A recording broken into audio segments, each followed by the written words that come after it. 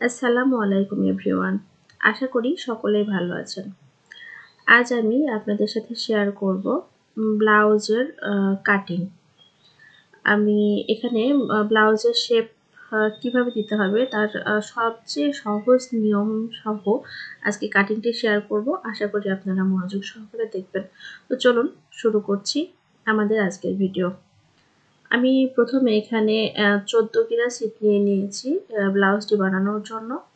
তো ব্লাউজ বানানোর জন্য প্রথমে আমি ছিটটাকে 4 ভাঁজে ভাঁজ করে নিব এবং ছিটটা ভাঁজ করার সময় খেয়াল রাখতে হবে যেন ভিতরে কোনো জায়গা কুঁচকে না থাকে, অর্থাৎ এক্সট্রা কোনো ভাঁজ না থাকে। তো এখানে আমি 4 ভাঁজ করে নিব। ব্লাউজের যে মেজারমেন্ট সেটাকে 4 ভাগে ভাগ করব এবং তার সাথে সেলাইয়ের জন্য এক্সট্রা কাপড় অ্যাড করে মোট আমি সেই অনুসারে কাপড়টা ভাঁজ করব। তো এখানে আমি 40 বডির জন্য একটা ব্লাউজ বানাবো। তো তার জন্য সেলাইয়ের জন্য এক্সট্রা কাপড় অ্যাড করে আমি 12 ইঞ্চি হিসেবে 4 ভাঁজে ভাঁজ করে নিচ্ছি কাপড়টা, অর্থাৎ 10 ইঞ্চি আমার অরিজিনাল বডি এবং সেলাইয়ের জন্য আরও এক্সট্রা 1.5 ইঞ্চি নিব। কাজে 11.5 থেকে 12 ইঞ্চিতে আমি কাপড়টা ভাঁজ করছি।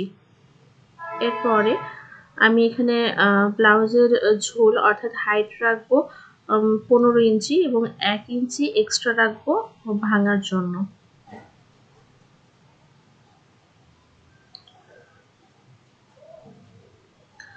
প্রথমে এখানে আমি গলা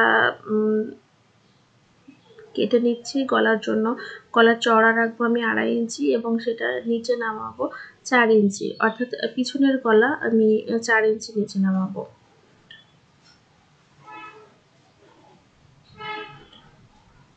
এখানে পুট অর্থাৎ শোল্ডারটা রাখবো 3 ইঞ্চি এবং 1/2 ইঞ্চি রাখবো সেলাইয়ের জন্য, অর্থাৎ 3.5 ইঞ্চিতে আমি মার্ক করে নেব।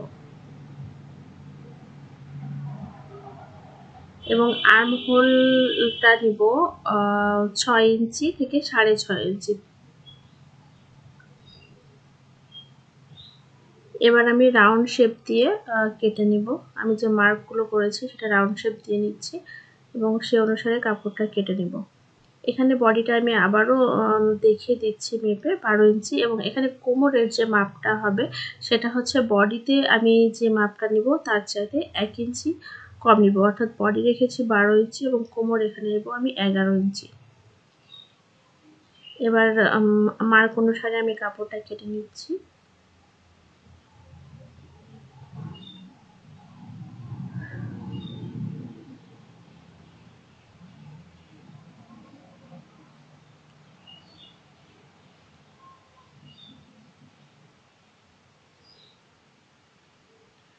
আমার ব্লাউজটা কাটা হয়ে গেল।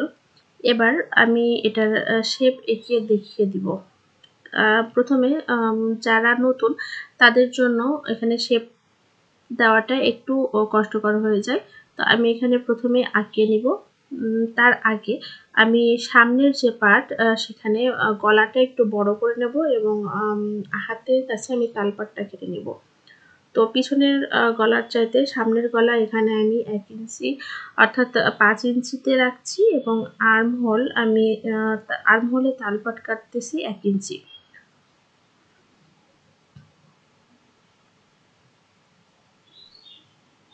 এবার শেপ আঁকাটা একটু লক্ষ্য করুন। আমি শোল্ডার থেকে 9 ইঞ্চি নিচে, অর্থাৎ 9.5 ইঞ্চি থেকে 9 ইঞ্চি নিচে আমি মার্ক করে নিব এবং ব্লাউজের যে বন্ধ সাইড অর্থাৎ মাঝ বরাবর ভাঁজ করে বডির দিক থেকে 3 ইঞ্চিতে আমি মার্ক করব। এবার দুটো দাগের যে সেন্টার পয়েন্ট সেখান থেকে 1.5 ইঞ্চি দূরত্বে আমি রাউন্ড শেপ আঁকবো,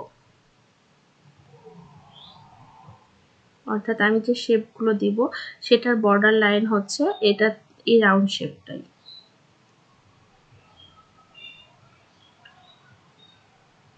রাউন্ড শেপ আঁকার পরে আমি 5 দিক থেকে 5টা শেপ দেব, যেহেতু আমি শেপগুলো এঁকে দিচ্ছি। প্রথমে মাঝেরটা, নিচ থেকে একটা এবং পাশ থেকে আর্মহোল থেকে একটা এবং গলার দিক থেকে একটা, টোটাল 5টা শেপ দিতে হবে। তো আমি এখানে যেভাবে শেপগুলো আঁকছি আপনারা এটা মনোযোগ সহকারে লক্ষ্য করুন। আমার একদিকে শেপটা আঁকা হয়ে গেলে এবার আমি কাপড়টা খুলে আবার মাঝ বরাবর ভাঁজ করব। এটা ভাঁজ করার সময় লক্ষ্য রাখতে হবে ভাঁজটা যেন সমান জায়গাতে পড়ে।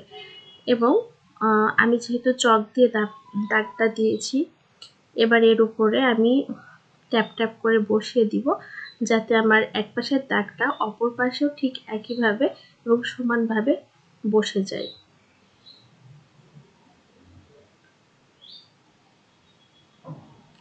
এবার দেখুন দুই পাশে শেপটা সমানভাবে বসে গিয়েছে এবং শেপটা একই দূরত্বে হবে, কাজে এটা অসমান হবে না। আমার ব্লাউজ কাটা হয়ে গেল। আশা করি আমার ভিডিওটি আপনাদের ভালো লেগেছে এবং ব্লাউজের হাতা কাটা আমি নেক্সট একটা ভিডিওতে দেখাবো। সে পর্যন্ত আল্লাহ হাফেজ।